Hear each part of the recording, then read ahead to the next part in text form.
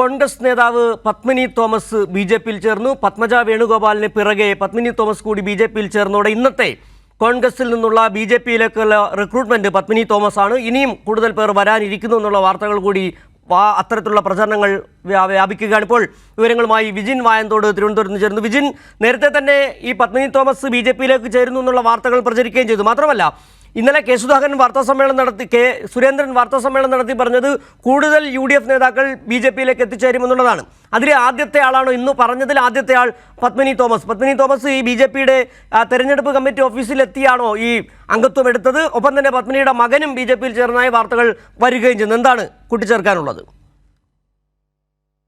ബി.ജെ.പിയുടെ തെരഞ്ഞെടുപ്പ് കമ്മിറ്റി ഓഫീസിലേക്ക് പത്മിനി തോമസും മകനും ഒപ്പം തന്നെ കഴിഞ്ഞ ദിവസം കോൺഗ്രസ് വിട്ട തമ്പാനൂർ സതീഷ് നേരത്തെ കരുണാകരന്റെ സന്തത സഹചാരിയായിരുന്നു.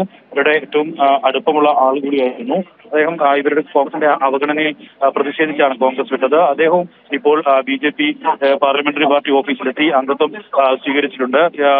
തിരുവനന്തപുരത്തെ സ്ഥാനാർത്ഥി രാജീവ് ചന്ദ്രശേഖർ, ഒപ്പം തന്നെ മുതിർന്ന ബി.ജെ.പി നേതാവ് ഒ രാജഗോപാൽ, കെ സുരേന്ദ്രൻ ഉൾപ്പെടെയുള്ളവരാണ് ഇവരെ ഈ ഓഫീസിലേക്ക് സ്വീകരിച്ചത്. ഇവർക്കിപ്പോൾ അംഗത്വം നൽകിയിട്ടുണ്ട്. എന്തായാലും ഈ വലിയ പ്രവർത്തകരും ഒപ്പം തന്നെ മറ്റ് ബി.ജെ.പി നേതാക്കൾ ഉൾപ്പെടെയുള്ള ആളുകൾ ചേർന്നാണ് ഇവരെ ഇപ്പോൾ സ്വീകരിച്ചിരിക്കുന്നത്. കൂടുതൽ നേതാക്കൾ ബി.ജെ.പി വിട്ട് കോൺഗ്രസിൽ ചേരുമെന്നാണ് ഇന്നലെ തന്നെ കെ സുരേന്ദ്രൻ വ്യക്തമാക്കിയത്. അതിന് സമാനമായ രീതിയിൽ തന്നെയാണ് ഇപ്പോൾ മുതിർന്ന കോൺഗ്രസ് നേതാക്കൾ തന്നെ ബി.ജെ.പിയിൽ എത്തിക്കൊണ്ടിരിക്കുന്നത്. പത്മിനി തോമസ് നേരത്തെ സ്പോർട്സ് കൗൺസിൽ ചെയർപേഴ്സണും ഒപ്പം തന്നെ കേരള കോൺഗ്രസിലെ കായിക വിഭാഗത്തിന്റെ തലവയും ഒക്കെയായി പ്രവർത്തിച്ചിരുന്നു. ഇവരെ ഈ സ്ഥാനത്ത് നിന്ന് പിന്നീട് മാറ്റുകയായിരുന്നു. ഇതിനുശേഷം കോൺഗ്രസ് പ്രവർത്തനത്തിൽ കൂടുതൽ പരിഗണന ലഭിക്കുന്നില്ല എന്ന് കാണിച്ച് മാറി നിൽക്കുന്ന ഒരു സാഹചര്യം ഉണ്ടായിരുന്നു. അതിനുശേഷമാണ് ഇപ്പോൾ ബി.ജെ.പിയിൽ ചേർന്നിരിക്കുന്നത് എന്നതാണ് പ്രധാനപ്പെട്ട കാര്യം.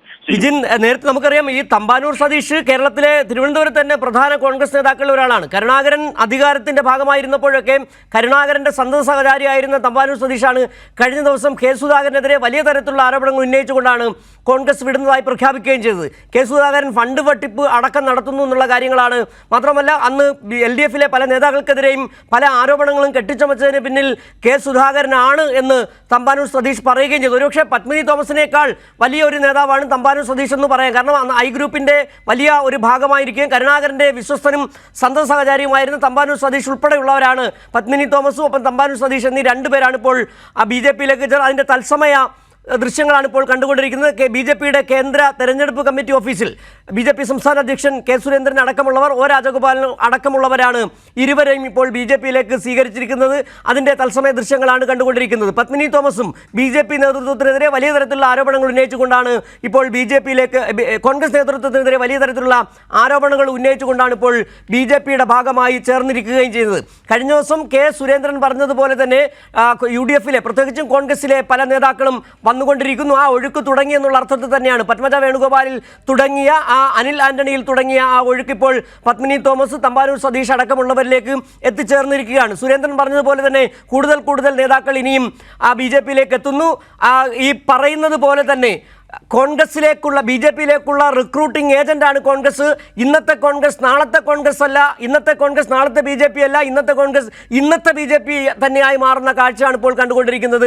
തിരുവനന്തപുരത്തെ പ്രധാനപ്പെട്ട നേതാക്കളിൽ ഒരാളായ തമ്പാനൂർ സതീഷ്, ഒപ്പം തന്നെ പത്മിനി തോമസ് അടക്കമുള്ളവർ ബി.ജെ.പിയിലേക്ക് ചേർന്നിരിക്കുന്നു. തത്സമയ ദൃശ്യങ്ങളാണ് ഇപ്പോൾ നമ്മൾ കണ്ടുകൊണ്ടിരിക്കുന്നത്. തിരുവനന്തപുരത്തെ ബി.ജെ.പിയുടെ തെരഞ്ഞെടുപ്പ് കമ്മിറ്റി ഓഫീസിൽ സ്ഥാനാർത്ഥി രാജീവ് ചന്ദ്രശേഖർ, ഒപ്പം തന്നെ കെ സുരേന്ദ്രൻ ബി.ജെ.പി അധ്യക്ഷൻ, അവരുടെ സാന്നിധ്യത്തിലാണ് ഇപ്പോൾ പത്മിനി തോമസും തമ്പാനൂർ സതീഷും ഈ ബി.ജെ.പിയിലേക്ക് ചേർന്ന്. വിവരങ്ങളുമായി വിജിൻ വായന്തോട് ചേർന്ന്. വിജിൻ, ഈ രണ്ടുപേരല്ലാതെ മറ്റാരെങ്കിലും ഇത്തരത്തിൽ ഈ ബി.ജെ.പിയിലേക്ക് ചേരുന്നതിൻ്റെ സൂചനകൾ വന്നിട്ടുണ്ടോ? ഇന്ന് ഈ റിക്രൂട്ട്മെന്റ്, ഇന്നത്തെ കോൺഗ്രസിൽ നിന്നുള്ള റിക്രൂട്ട്മെന്റ് ഇവരിൽ രണ്ടിൽ ഒതുങ്ങുകയാണോ? നാളെ കൂടുതൽ റിക്രൂട്ട്മെന്റ് ഉണ്ടാകുമോ? ഇന്ന് തന്നെ മറ്റു റിക്രൂട്ട്മെന്റുകൾ ഉണ്ടാകുമോ?